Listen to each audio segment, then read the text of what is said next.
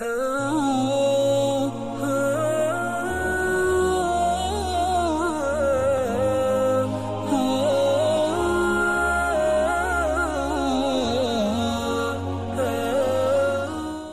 israh li sadri wa yassir li amri wahlul 'uqdatam min lisani yafqahu qawli, amma ba'd.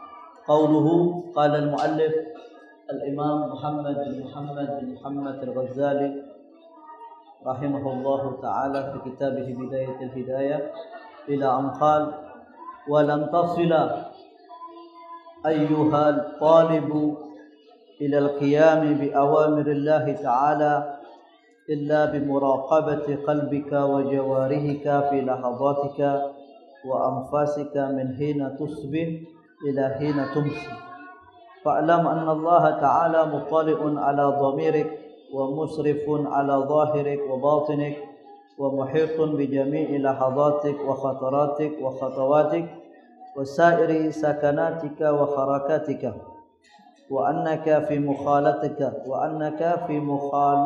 مخالطتك وخلواتك متردد بين يديه. Bismillahirrahmanirrahim. Hadhihi, kita lanjutkan lagi bahwa yang namanya Al-Imam Al-Ghazali sebelumnya, pelajaran sebelumnya, seseorang itu, kata beliau, tidak akan mampu untuk melakukan perintah Allah atau larangan Allah dengan sebetul-betulnya, dengan sesungguh-sungguhnya, kecuali seseorang itu sudah merasa dalam dirinya bahwa yang namanya Allah itu selalu ada. Maka kalau sudah ada seseorang di dalam hatinya, dia meyakini bahwa apapun yang dia lakukan, apapun yang dia perbuat, maka Allah Maha melihat, Allah mengetahui, maka otomatis ketika dia beribadah, ketika dia sholat, maka akan sempurna sholatnya. Ketika puasa akan sempurna puasanya. Kenapa? Karena dia merasa bahwa dia selalu dalam pantauan Allah. Kemudian Al-Imam Al-Ghazali rahimahullahu ta'ala mengatakan, bagaimana caranya biar kita itu ketika beribadah selalu meyakini dalam pantauan Allah subhanahu wa ta'ala. Maka ini caranya. Kata beliau Al-Imam Al-Ghazali, untuk mencapai kedudukan bahwa Allah itu selalu mengawasi kita, maka lakukan hal ini. Wa'lam, maka mulai dari sini. Annallaha, bahwa Allah Subhanahu wa taala muttali'un ala dhamiri. Yakini semampu kita, sekuat kita, bahwa yang namanya Allah Subhanahu wa taala tahu dengan apa yang tersimpan dalam hati kita. Dhamir. Makna dhamir kan isim, ada isim dhamir, ada isim dhahir. Kalau dhahir tampak, kalau dhamir yang tersimpan di dalam hati. Maka yakini bahwa apapun yang tersimpan dalam hati kita, walaupun kita tidak mengucapkannya, maka yakini Allah Subhanahu wa taala mengetahui. Mulai dari situ. Maka ketika kita diam di tempat yang sepi atau di tengah malam, tentu setelah melakukan sholat tahajud, maka kita renungkan betul-betul. Ana ini kalau di dunia melakukan, pingin dipuji sama orang, pingin dilihat sama orang. Kalau orang tidak melihat, ana tidak sholat. Kalau orang melihat, ana sholat. Ketika itu kau renungkan.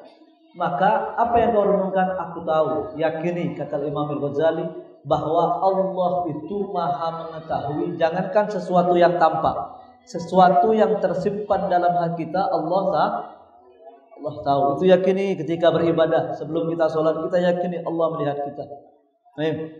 Ala dhamirik wa musrifun ala zahirik, memperhatikan ala zahirika, terhadap perbuatan engkau. Tetapi kata ulama, perbuatan zahir itu menunjukkan akan batinnya seseorang. Maka kalau seandainya kita melihat seseorang jalannya Masya Allah beradab, berakhlak, ketika berbicara orangnya lembah lembut, itu menunjukkan hatinya itu baik. Ya, makanya perbuatan zahir itu tanda dari sifat batinnya dia.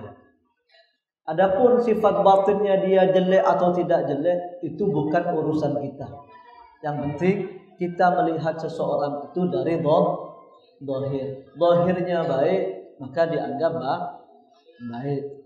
Maka yang namanya Allah Subhanahu wa taala mengetahui baik perbuatan, baik apapun yang ada dalam hati kita yang tidak kita ucapkan atau sesuatu yang kita perbuat, sesuatu yang zahir. Maka coba sebelum kita ibadah kita yakin itu dulu dalam hati.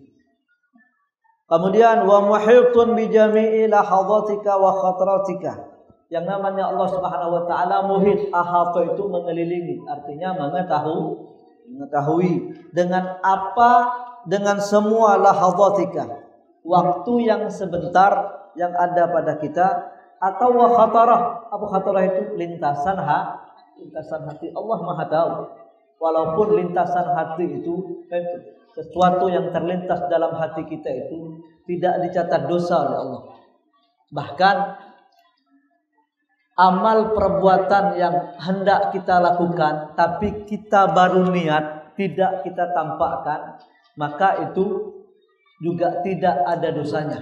Misalnya ada seseorang niat dalam hatinya untuk mencuri malam ini. Apakah ketika niat itu dicatat dia telah melakukan maksiat mencuri? Tidak. Sampai dia melakukan. Tapi kebaikan Allah Subhanahu wa taala, kalau orang berniat dengan niat yang baik, belum melakukan, Allah catat pahalanya itu. Kita niat besok akan salat duha, besok akan murajaah, besok akan muqalaah. Maka kalau orang sudah niat baik, walaupun belum melakukan, telah dicatat oleh Allah orang tersebut telah melakukan perbuatan itu. Makanya makna hadis kata Rasulullah, niyatul mu'min khairun min amalih. Niatnya seorang mukmin itu lebih baik daripada amal perbuatannya. Jangan ditafsirkan salah itu. Ya, nanti ketika pagi hari misalnya, kenapa ente tidur tadi jam pertama, jam kedua tidak masuk? Anda sudah niat. Dan kan kita tahu Nabi mengatakan niatul mu'min khairun min, niatnya seorang mukmin itu lebih baik daripada amal perbuatannya. Cukup niat aja. Jangan taklif. Nanti kalau ditanya kenapa tidak masuk jam pertama kedua, Anda sudah niat. Niatul mu'min khairun min, bukan itu maksudnya itu. Bukan itu. Sebagian thalabah itu tambah tinggi ilmunya, tambah banyak mengetahui ahadis, tambah rusak dia. Bukan tambah taat. Waktu sholat muter-muter dia. Kenapa itu muter-muter? Kenapa tidak masuk takbir bersama imam, rukuk bersama imam? Nanti kalau sudah mau salam baru jadi masbuk. Atau di masjid, ya. Atau di masjid, imamnya takbir, dia tidak takbir, santai dia bicara sama sahibnya. Ketika imamnya hendak ruku, dia takbir. Ketika imamnya hendak ruku, dia takbir, Allahu Akbar. Dapat ruku sama imam. Dapat tidak satu rakaat? Dapat. Kenapa yang tidak takbir dulu? Dalam kitab fikih, satu rakaat itu kalau mendapatkan ruku sama imam. Anda mengamalkan itu yang di kitab fikih. Jadi tambah luas ilmunya, tambah rusak. Kenapa ente muter-muter tak masuk masjid sholat? Ana memperbanyak langkah ke masjid. Jadi ana muter-muter biar banyak langkah, karena setiap langkah itu dicatat kebaikan oleh Allah. Maka semakin lama muter-muter, maka semakin banyak dapat pahala. Jadi tambah luas ilmunya, tambah rusak. Nah, seperti ini juga nih, jadikan dalil hadis niatul mu'min khairun min, dijadikan dalil. Padahal makna hadisnya bukan gitu. Makna hadisnya kata ulama, niatul mu'min khairun min amali. Niat itu yang namanya ibadah, niat kan niat yang baik. Walaupun kita belum melakukannya, dicatat enggak pahala? Dicatat. Maka seseorang ketika dia niat yang banyak, kadang niat yang banyak itu ketika pada misalnya malam ini Anda niat besok murojaah, besok menghafal 1 juz Al-Quran, besok macam-macam yang diniatkan. Ternyata ketika esok harinya apa yang dia dapat? Dia hanya bisa mewujudkan dari 10 niat misalnya hanya 2 niat saja. Maka kalau kita pikir-pikirkan, lebih banyak niatnya apa perbuatannya? Lebih banyak niatnya. Lebih banyak niatnya. Yang seperti ini baik pada baik. Ada niatul mu'min khairun min amali. Karena apa? Niatnya bisa banyak, akan tapi yang dia lakukan hanya 2 atau 3 saja. Maka kalau dilihat dari zahirnya, lebih bagus mana? Niat mukmin apa pekerjaan dalam hal ini? Niatnya lebih bagus. Kenapa? Niat perbuatan yang banyak. Itu yang pertama. Takwilan hadal hadis. Takwilan yang kedua, hadis niatul mu'min khairun min amali. Yang namanya niat itu satu ibadah yang tidak bisa masuk kibir di situ. Masuk riya, bisa enggak? Orang niat banyak sombong dia. Tampak? Tidak bisa. Kenapa tidak bisa tampak? Karena niat itu ada dalam hati seseorang. Tidak ada yang tahu niatnya banyak atau sedikit kecuali dia. Tapi kalau sholat puasa bisa enggak riya? Bisa. Orang pingin dipuji sholat bisa, nampak. Tapi kalau niat, ada enggak masuk yang namanya riya sombong? Tidak bisa. Kenapa? Karena itu berada dalam hati seseorang. Maka indahnya Islam ini, kalau perbuatan jelek, niat perbuatan jelek itu tidak dicatat oleh Allah, tidak dicatat maksiat oleh Allah. Tapi kalau niat yang baik, maka walaupun belum dilakukan sudah dicatat amal baik. Baik, bagaimana dengan firman Allah dalam Al-Qur'an, "Au tukhfuhu wa in tubdu ma fi anfusikum aw tukhfuhu yuhasibkum." Apa tadi?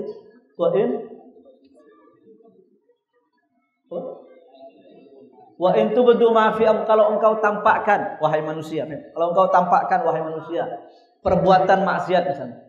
Aw tukhfu, atau kalian sembunyikan, berarti nih niat dia tidak masih dalam niat, belum dilakukan. Maka kedua-duanya kata Allah yuhasibkum bihillah. Maka Allah akan menghisab, akan mencatat. Ini bagaimana ayat ini? Bukankah tadi kalau sudah niat jelek tidak dicatat? Tapi ayat ini mengatakan tegas bahwa kalau ada orang menampakkan sebuah perbuatan maksiat atau terlintas dalam hatinya niat untuk melakukan maksiat, maka yuhasibkum bihillah, akan dihisab oleh Allah Subhanahu wa taala. Maka ketika turun ayat ini, sahabat itu banyak mengadu kepada Rasulullah. Ya Rasulullah, kalau perbuatan maksiat yang tampak kita dicatat marhaba ahlan wa sahlan. Tapi kalau sesuatu yang terlintas dalam hati kita untuk maksiat, kalau dicatat juga berat mana berat? Berat. Makanya ayat ini dihapus hukumnya dengan hadis. Nabi mengatakan tazawaja an ummati telah dimaafkan untuk umatku, kata Rasulullah, apa yang tersimpan dalam hatinya, malam yaqulu walam yaf'alu, selama lintasan hati atau niat untuk maksiat itu belum dikatakan, belum diucapkan, dan belum dikerjakan. Berarti ayat itu hukumnya dihapus dengan hadis ini. Berarti kenapa bisa dihapus? Karena para sahabat mengadukan kepada Rasulullah, dan kita bersyukur para sahabat itu mengadukan kepada Rasulullah, itu kita bersyukur. Karena apa? Manfaatnya kepada kita. Coba sahabat itu tidak ngadu, diam mereka semuanya. Apa tidak dicatat maksiat tuh setiap hari gitu? Anak-anak yang laap malam ini anak musyawarah. Malam ini anak musyawarah. Misalnya dicatat maksiat, catat maksiat syarat, keluar tanpa izin. Padahal belum mencari pagar itu. Ada orang niat ingin mencuri, baru niat mencuri, besok anak mau mencuri, ada kesempatan anak curi, catat maksiat. Maka alhamdulillah para sahabat itu meringankan kepada kita. Maka di sini dilihatkan wasairi sakanatika wa harak, dan Allah Subhanahu wa taala mengetahui dengan semua sakanatika, diamnya kita Allah Maha tahu. Wa harakatika, gerakannya kita Allah Subhanahu wa taala Maha tahu. Wa annaka fi mukhalatatika wa khalwatika, dan engkau dalam setiap gerakanmu, setiap pergerakan tubuhmu, engkau itu mutaraddidun baina yadayhi, berada di yadayhi. Apa yadayhi? Allah punya tangan? Terus apa jawabnya? Mutaraddidun baina yadayhi, yakni berada di hadapan Allah Subhanahu wa taala. Ana ulangi, pernah jelaskan tak lupa. Jadi kalau ada dalam ayat Al-Quran Allah menisbahkan dirinya itu memiliki bentuk tubuh. Tentu. Wa yabqa wajhu Rabb, Allah memiliki wajah. Allah sendiri. Wa yabqa wajhun. Apakah Allah memiliki wajah? Atau misalnya dalam hadis Nabi mengatakan yadullah fawqal jamaah. Yadullah fawqal jamaah. Atau di sini Al-Imam Al-Ghazali mengatakan baina yadayhi. Maka apakah mungkin Allah itu memiliki tangan? Apakah mungkin Allah itu memiliki wajah seperti kita? Kalau sudah ada wajahnya, ada matanya pasti, ada hidungnya pasti. Kalau sudah kita berpikiran seperti itu, berarti kita menyalahi satu ayat dalam Al-Quran. Apa dalam Al-Quran? Laisa kamitslihi syai'un. Allah itu tidak menyerupai apapun. Terus bagaimana Allah mengatakan beliau memiliki wajah, beliau memiliki tangan? Maka dijawab oleh ulama, ana sami'tu min al-Habib Salim Syatri, kata beliau, mazhab Ahlus Sunnah wal Jamaah dalam masalah seperti ini itu ada dua. Ada dua. Ada yang pertama namanya madhabut tafwid. Madhabut dari kalimat fawwada yufawwidu, menyerahkan. Ini madhabnya para sahabat dan tabi'in wa man ba'dahum. Apa madhabut tafwid itu? Jadi mereka para sahabat beriman Allah memiliki wajah, na'am. Karena apa? Allah sendiri yang menjelaskan dalam Al-Quran. Allah memiliki yang namanya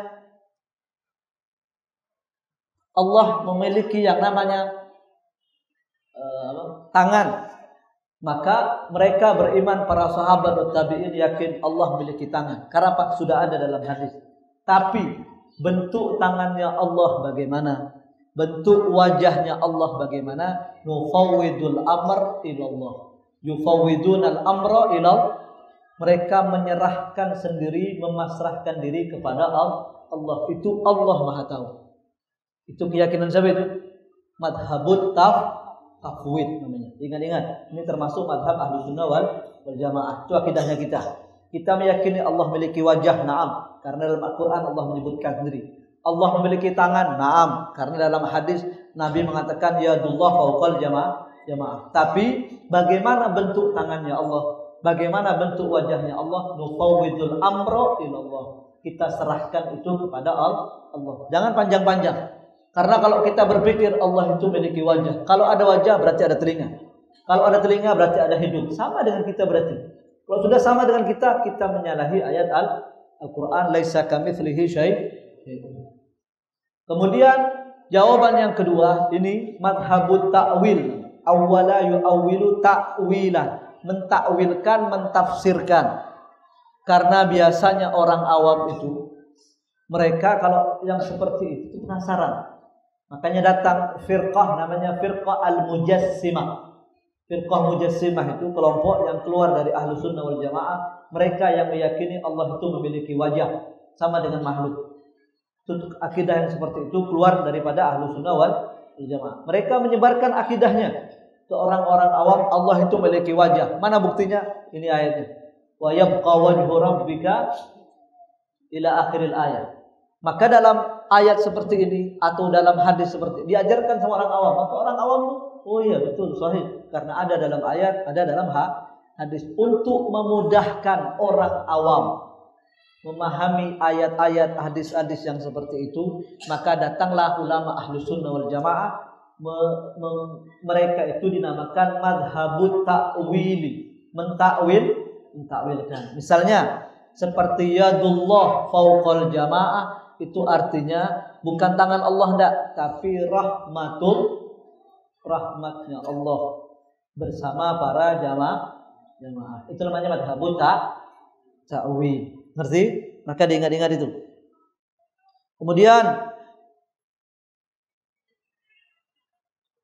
fala yaskunu fil mulki wal malakut sakinun, maka tidak ada yang diam di dalam alam semesta ini, wala taharraka mutaharrikun, dan tidak bergerak sesuatu yang bergerak, illa wa jabbarus sama. Jabbar ada isim min asma'illah. nama daripada namanya Allah. Artinya Jabbar itu yang maha perkasa. Kecuali yang maha perkasa siapa? Allah Subhanahu wa taala. Muttali'un alaihi, mengetahui. Maka yakin dalam hati betul-betul bahwa yang namanya Allah Subhanahu wa taala itu ada, dan yang namanya Allah Subhanahu wa taala mengetahui sesuatu yang diam atau sesuatu yang bergerak bagaimanapun besarnya, kecil atau besar, maka Allah Maha mengetahui. Itu maksudnya. Ya'lamu kha'inatal a'yuni. Yang namanya Allah Subhanahu wa taala mengetahui setiap kedipan mata. Kha'inatal a'yun, kedipan mata.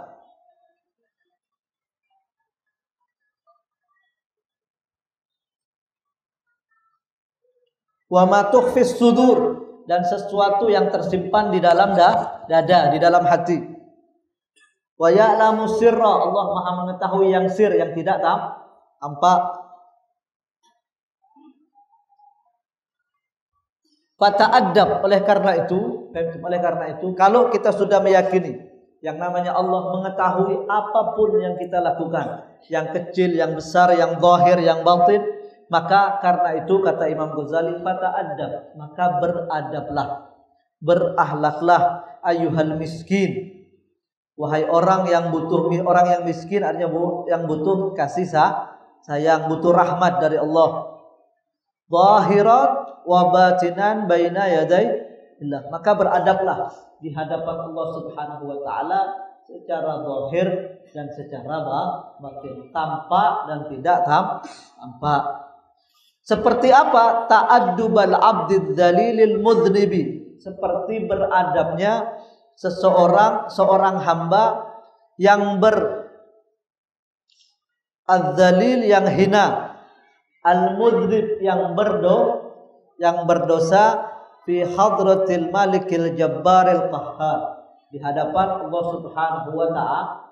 Maka beradablah betul-betul ketika hidup di dunia ini seperti beradabnya seorang hamba yang hina, yang berdosa di hadapan Allah Subhanahu wa taala. Maka adabnya seseorang itu akan tampak dari amal perbuatan yang dia lakukan setiap hari. Nah ini nih, nanti kalau balik tak apa-apa ini. Ada ucapan Imam Ghazali, Masya Allah. Insya Allah kalau diamalkan akan lurus, insya Allah. Akan menjadi baik, insya Allah. Kalau diamalkan betul-betul. Apa kata beliau? Nih dengarkan. Nanti kalau punya HP nanti update status ini tak apa-apa. Ya. Wajtahid, awajtahid, dan sungguh-sungguhlah. Wajtahid, dan sungguh-sungguhlah. Allah yaraka maulaka, supaya tidak melihat engkau. Siapa? Maulaka, Tuhan. Berusahalah betul-betul supaya tidak melihat Tuhanmu haitsu nahaka, di mana dia itu, Tuhanmu itu melarang engkau. Artinya apa? Berusahalah betul-betul sekuat tenaga engkau itu berada dalam keadaan yang mana Tuhanmu itu tidak melarang engkau pada keadaan seperti itu. Maka kalau misalnya duduk di diskotik, kalau kita pikir-pikir, yang namanya Allah Subhanahu wa taala melarang enggak seseorang duduk di tempat seperti itu? Maka jangan duduk di situ. Ya, jangan duduk di situ. Kalau misalnya bulan Ramadan, orang kumpul di masjid untuk melakukan salat Isya dan salat tarawih. Kalau Allah melihat, Allah memerintahkan apa enggak? Senang apa enggak senang? Nah, maka tetaplah hadirlah tempat yang seperti itu. Maka usahakan, kata Imam Ghazali, biar kita itu tetap selalu dekat kepada Allah. Usahakan betul-betul bagaimana caranya Allah itu tidak melihat kita di tempat atau dalam keadaan yang mana Allah itu melarang kita untuk di situ.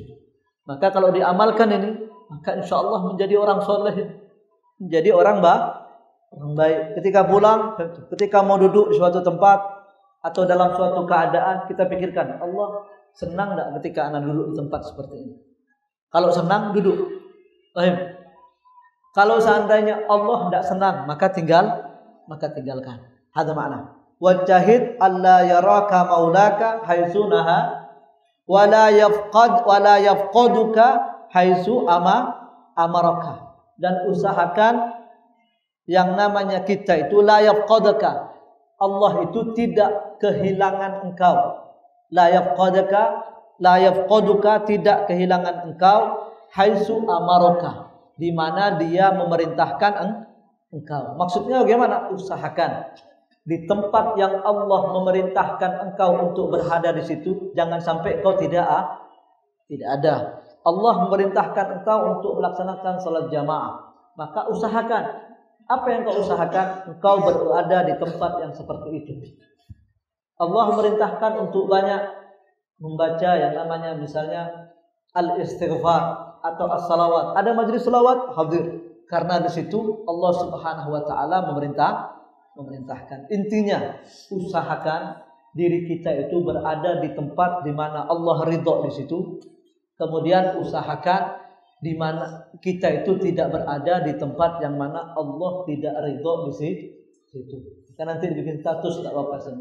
Ijtahid alla yaraka maulaka haitsu nahaka wa la yafqaduka haitsu amaraka. Maka kata Imam Ghazali rahimahullahu taala, bisa enggak kita sebagai pemula-pemula seperti kita orang ini? Kalau orang-orang soleh, orang-orang kibaril aulia walim auliaillah, mereka sudah jelas mereka akan terjaga dari tempat-tempat maksiat seperti ini. Maka mereka hidupnya hanya selalu beribadah kepada Allah. Dan memang pengaruh yang namanya bi'ah, yang namanya tempat itu pengaruh. Kalau daerahnya itu daerahnya orang-orang yang soleh, orang-orang yang baik, maka insya Allah yang hidup di situ insya Allah orang baik. Makanya kita ketika berada di tempat yang baik, maka yang namanya keadaan itu akan membantu kita untuk menjadi orang-orang baik. Kalau di sekitar kita banyak sholawatan, kalau di sekitar kita banyak pengajian, maka insya Allah anak kita, istri kita akan suka juga untuk hadir ke pengajian tersebut. Makanya kalau kita baca sejarah Al-Imam Al-Habib Abdullah bin Husain bin Tahir, Imam Al-Habib Abdullah bin Husain bin Tahir, pengarang qasidah Ya Arhamar Rahimin. Beliau itu masih kecilnya kok bisa menjadi seorang wali min auliaillah. Maka beliau ketika masih kecilnya memang keluarganya keluarga solehah, keluarga orang-orang yang baik. Beliau ketika masih kecilnya ingin bermain, ingin main-main. Secara umum anak-anak itu ingin main. Maka beliau Al-Habib Abdullah bin Husain bin Tahir ketika datang ke ayahnya, maka beliau dapatkan ayahnya itu lagi baca Quran. Akhirnya ingin ngajak uminya main. Ternyata ketika masuk ke kamar uminya, ternyata uminya lagi sholat. Lagi sholat. Akhirnya pengen datang ke kamar pembantunya. Ketika lihat kamar pembantunya lagi berzikir. Maka kata Imam Abdullah bin Husain bin Tahir, kalau seperti itu apa yang beliau lakukan? Ngambil sejadah, sholat juga. Kenapa? Bi'ahnya seperti itu, lingkungannya seperti itu. Makanya kata ulama, kalau seandainya mau beli rumah, jangan lihat rumahnya dulu, lihat tetangganya dulu. Makanya orang Arab mengatakan al-jaru qabla dar. Al-jar qabla dar. Tetangganya dulu lihat. Jangan nanti lihat rumahnya, oh di rumahnya bagus nih, tempatnya strategis ini. Kau tidak tahu bagaimana keadaan tetangga-tetangganya itu. Maka kata ulama, kalau ingin nyari rumah, lihat dulu. Lihat dulu tetangganya bagaimana. Kalau tetangganya soleh, tetangganya baik, maka insya Allah keluarga kita yang hidup di situ akan baik. Makanya ulama mengatakan al-biqa ar-radha wal biqa yughayyiran ittiba'. Ar-radha apa radha? Air susuan. Di zaman Nabi kan disusukan. Itu memang kebiasaan orang Arab itu, menyusukan anaknya kepada kabilah-kabilah yang lain. Maka disusukanlah yang namanya Nabi ke kabilah Bani Sa'ad. Maka yang namanya air susu itu pengaruh atau tidak pengaruh? pengaruh. Kalau disusutkan sama seseorang yang perempuan yang soleh, perempuan yang solehah, bukan yang soleh ya, perempuan yang solehah, maka insya Allah air susu itu pengaruh kepada anaknya. Insya Allah anak itu menjadi soleh. Begitu juga al-bi'ah, ar-radha' wal biqa'. Apa biqa'? Biqa' itu jamak buq'atun. Buq'ah itu tempat. Buq'ah itu tempat, lingkungan. Jamaknya apa? Biqa'un. Biqa'un. Ar-radha' wal biqa' yughayyiran ittiba'. Yang namanya air susu, wal biqa' dan apa biqa' tadi? Tempat atau lingkungan itu yughayyiran, bisa merubah attiba' tabiat seseorang. Maka kalau lingkungannya baik, maka insya Allah anaknya akan menjadi baik, keturunannya akan menjadi baik. Tapi kalau tanya, kok bisa Ustaz? Yang namanya Nabi Allah Musa alaihi salatu wassalam itu kan hidup di lingkungan Fir'aun. Ya. Kok bisa hidup di lingkungan Fir'aun jadi nabi? Berarti salah tadi itu. Kaidah tadi mengatakan bahwa lingkungan itu bisa merubah tabiat seseorang. Itu kalau anaknya seperti Nabi Musa. Kalau anaknya seperti Nabi Musa, siapapun yang merawat, berkumpul bersama siapapun tetap jadi nabi. Ini sudah anaknya Fir'aun kumpul sama bapaknya Fir'aun. Jadi apa itu? Ngerti ya? Kalau ditanya katanya enggak. Jadi lihat, itu kalau anak ente seperti Nabi Musa, hidup dimanapun, dirawat dimanapun, insya Allah jadi seorang nabi. Tapi kalau sudah anaknya bejat Abu Jahal, bapaknya Fir'aun yang ngawas, itu sudah, itu tambah rusak itu. Arti, maka bagaimana caranya itu? Kita biar kita selalu dalam keadaan diawasi oleh Allah. Kita itu berada dalam keadaan di mana Allah itu selalu memantau kita. Maka bagaimana caranya? Ini kata Imam Ghazali, walan taqdira ala dzalik, dan engkau tidak akan mampu untuk melakukan hal itu. Ini bagi kita pemula-pemula ini. Walan taqdira ala dzalik, dan engkau tidak akan mampu melakukan hal itu. Apa? Berusaha untuk berada dalam keadaan Allah itu, berusaha berada dalam keadaan di mana Allah itu memerintahkan kita, dan berusaha betul-betul tidak berada di dalam keadaan Allah itu melarang kita. Bagaimana caranya? Maka kalau bagi kita pemula-pemula ini, caranya kata Imam Ghazali untuk bisa melakukan hal di atas itu, bi antuwazzi'a awqataka, dengan engkau membagi waktu-waktumu, wa turattibu auradaka, dan engkau tertibkan, engkau susun auradaka. Apa auradaka? Tugas-tugasmu. Maka misalnya mulai malam ini, coba jadi seperti ini. Malam ini antum ambil kertas, tulis. Kan berusaha untuk bersungguh-sungguh betul berada dalam keadaan Allah itu memerintahkan kita, dan berusaha betul-betul tidak berada dalam keadaan Allah itu melarang kita. Maka bagaimana caranya? Dengan cara kita bagi waktu kita susun tugas-tugas kita dari kita bangun tidur sampai kita tidur lagi. Maka kita tulis dalam jadwalnya kita, besok jam 4, jam setengah 4 ana bangun. Bangun. Apa yang dilakukan? Ke hammam. Bangun tidur, baca doa dulu, habis itu ke hammam. Hammam, wudu, balik ke kamar, sholat tahajud berapa rakaat? 2 rakaat sampai jam 4. Itu nomor 1. Nomor 2, dari jam 4 ini anak ke masjid baca wirid doaul fajr. Keluar dari masjid, tuliskan sudah itu. Jam sekian anak sarapan. Jam sekian anak mandi, jam sekian anak masuk kelas. Masuk kan? Itu namanya tartibul awqat, menertibkan waktu. Dan usahakan jangan sampai melanggar ini. Jangan sampai melanggar, karena yang namanya syaitan itu tidak mungkin tidak mau kita jadi orang baik, itu tidak mau. Pasti ada yang akan mengganggu kita. Yang lebih bahaya lagi itu Kalau yang mengganggu itu bukan bentuknya setan, enggak, bentuknya manusia. Itu yang lebih bahaya. Ente sudah tahu jam sekarang ini, misalnya jam 7 pagi, itu misalnya jam 7 pagi itu jam ente sarapan misalnya, atau jam ente murojaah pelajaran. Ternyata jam 7 pagi datang teman ente, itu bawa roti, ya, bawa bakwan, bawa kopi.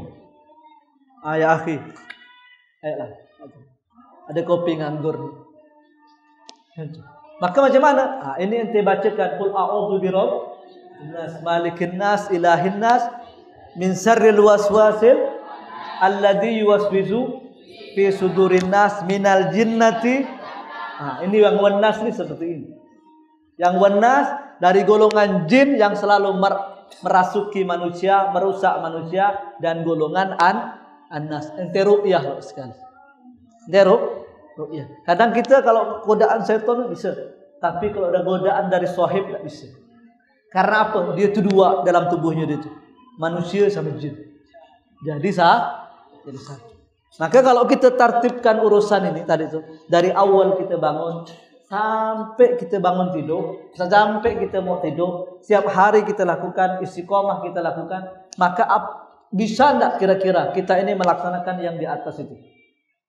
Insyaallah bisa. Karena meretap. Karena kalau sudah waktu itu sudah tidak teratur, maka kalau sudah tidak gampang syaitan merusak kita itu gampang.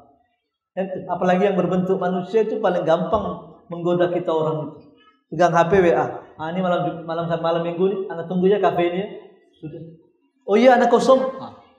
Jadilah. Ya, jadi. Tapi kalau ada tertib, enggak bisa. Kalau malam minggu ini jam 8, anak habis tarawih, anak baca Quran. Nanti jam 9, tak bisa. Jam 9 anak minta maaf, anak murojaah. Jam 10 bisa. Waktu anak istirahat. Karena besok anak bangun sahur. Teratur dah waktunya. Teratur. Maka dalam keseharian setiap hari insya Allah akan melihat kita dalam keadaan di mana Allah itu ridho kepada kita. Ya, bisa enggak ini?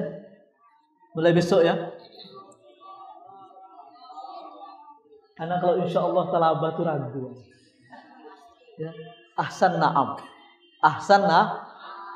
Walaupun yang sunnah, yang afdal, kita kalau janji sama orang itu insya Allah. Makanya pernah turunnya ayat ma wadda'aka rabbuka wa ma qala.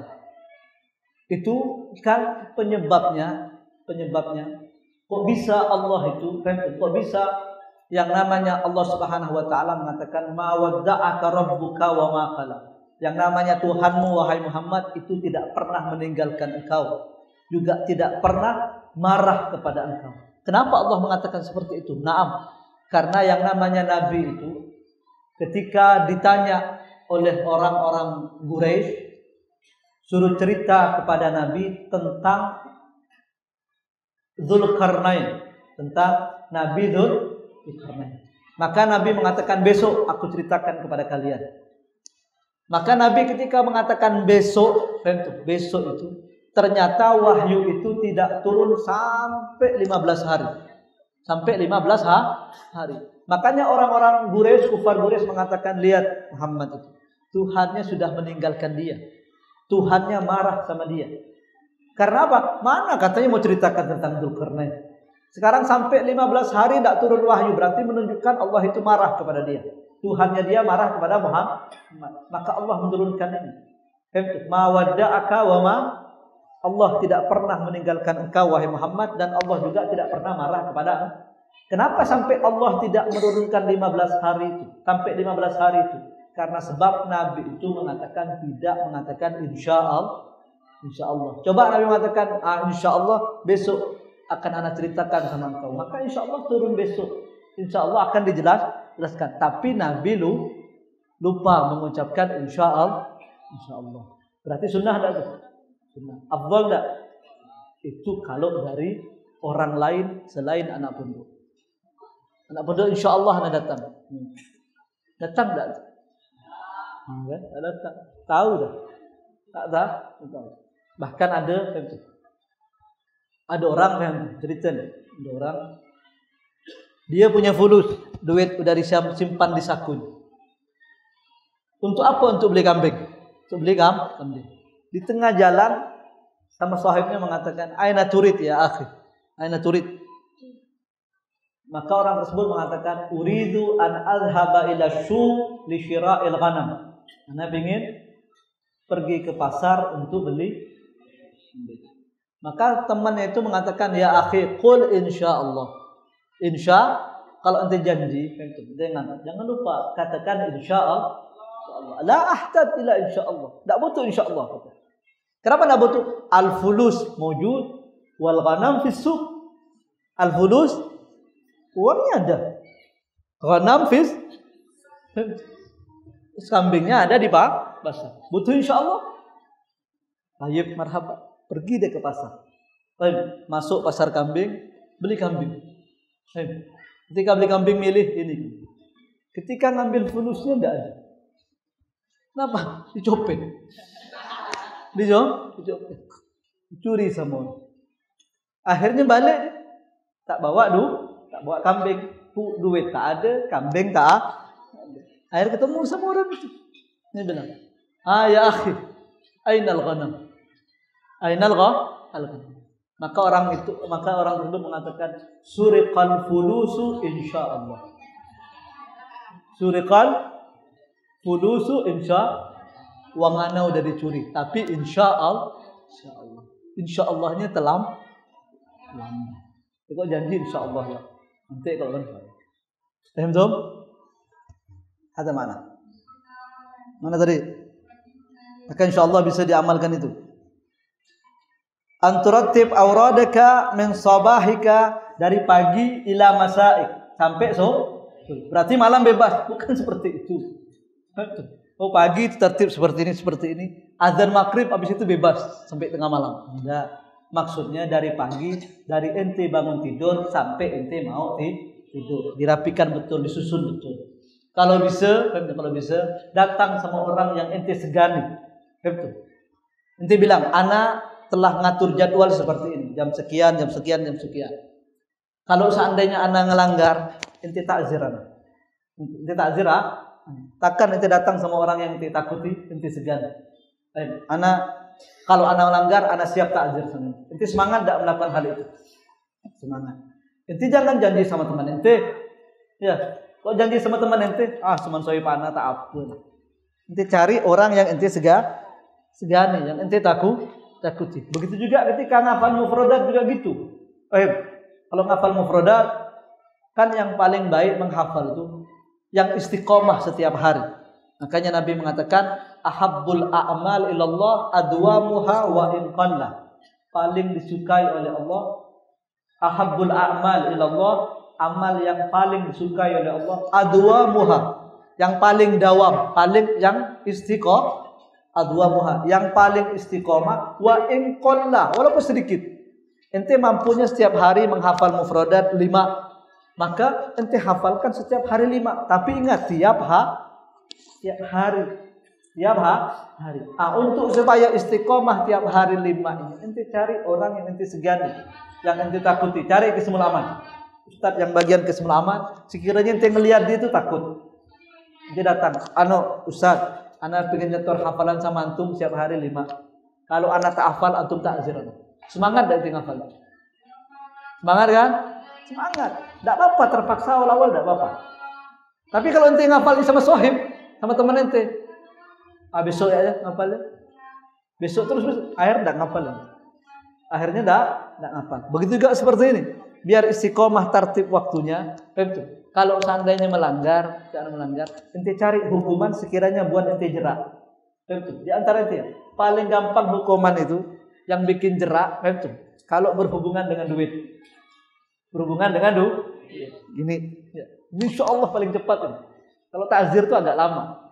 Tapi kalau duit, ana kalau ngelanggar 1 jam dalam pelajaran ini, dalam tertib waktu yang ana lakukan ini, ana sedekah 5.000.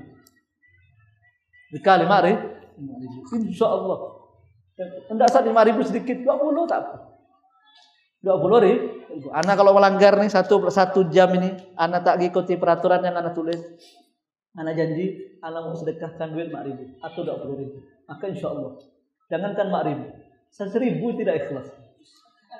1.000 tidak ya, insya Allah dilakukan betul-betul. Kalau takzir itu masih kuat anak. Tapi kalau duit lemah, otaknya hang. Ya. Min sabahika ila masaika. Wallahu ta'ala a'lam bis-shawab.